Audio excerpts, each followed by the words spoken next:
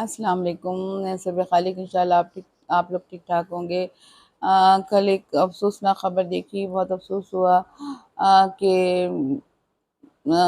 इनको जो है अपना रऊफ़ सिद्दीकी साहब को के ऊपर हमला हुआ और बहुत अफ़सोस हुआ इस बात का। हम उसकी पुरज़ोर मज़म्मत करते हैं और हमें समझ में नहीं आया आजकल जो ये ख्वाजा सराय हैं इतने एक्टिव क्यों हुए हैं और इनको किन्होंने एक्टिव किया। ये तो बड़ी एक बेज़र सी कौम है और ये इस तरह सियासियों से सियासत में आने का या सियासी लोगों के साथ ऐसा करने का सवाल ही पैदा नहीं होता। अल्लाह जाने ये वाक़ई में ख्वाजा सरा थे या मर्द थे, वैसे हमें तो नहीं लग रहा कि ये ख्वाजा सरा थे। और इतनी ज़्यादा आप लोगों की बुग़्ज़ और अनायत बढ़ चुकी है कि हमें देख के बहुत ज़्यादा दुःख हुआ।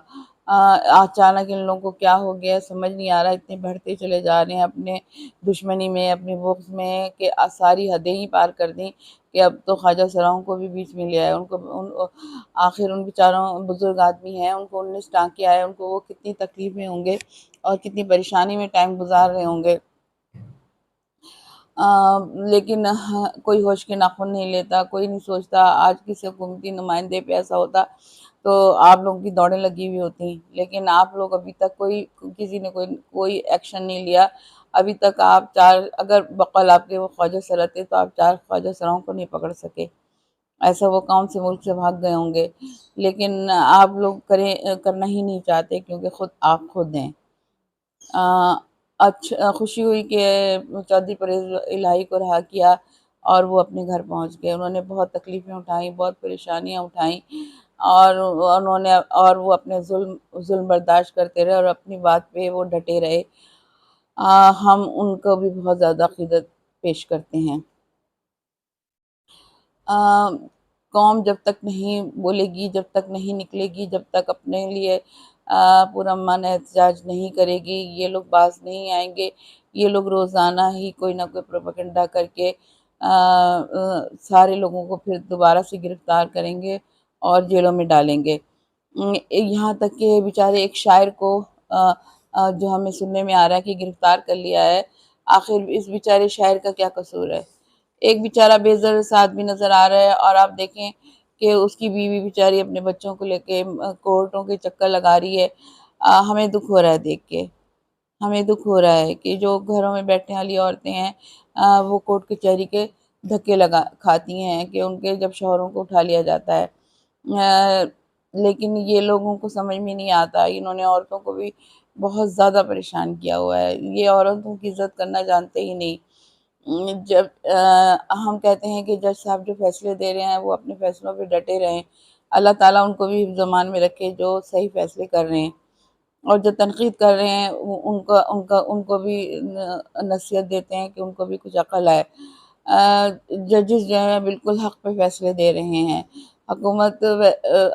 ये जो है हुकूमत वैसे भी अवाम अवाम के लिए एक मज़ाक बन गई। मज़ाक बन चुकी है। किसान के कोई भी मसला हल नहीं हुआ, ना किसान की गंदम का मसला हल हुआ, तो वो उसी तरह से ख्वार हैं, उसी तरह से गंदम के लिए परेशान हैं। कोई भी उनका मसला और ऊपर से कोई चीज़ सस्ती नहीं हुई, ना बिजली, ना गैस, ना पानी, कोई चीज़ सस्ती नहीं हुई और ऊपर से ये हरकतें कि रोज़ाना सुन लो कि कोई ना कोई बड़ा काम हो गया। अब मीडिया से लड़ाई कर ली कर रहे हैं ये लोग, काला कानून ले आए हैं।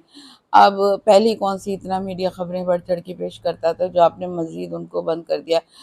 4 दिन पहले यानी कि 2 साल पहले भी मरीम नवाज़ बहुत चीख-चीख के कहती थी कि मीडिया पे अगर किसी ने पाबंदी लगाई तो मैं ऐसा कर दूँगी, मैं वैसा कर दूँगी, मैं बर्दाश्त नहीं करूँगी।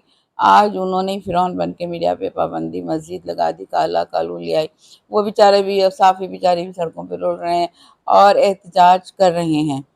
लेकिन यहाँ कोई समझे तो इन्होंने साफ़ियों को सड़कों पे ले आए, इन औरतों को सड़कों पे ले आए। इतना ज़्यादा ज़ुल्म लगता ही नहीं कि ये हुकूमत चल रही है। लेकिन जो कुछ मरीम नवाज़ अपने पंजाब में आके कर रही हैं, पंजाब का तो बिल्कुल बुरा हाल हो चुका है। अजीब-अजीब से लोग आ गए हैं और इंतकाम की हद में इतनी बढ़ चुकी हैं। एक तरफ कह रही थी कि मैं इंतकाम नहीं लूँगी, ये इंतकाम ही तो है और क्या है?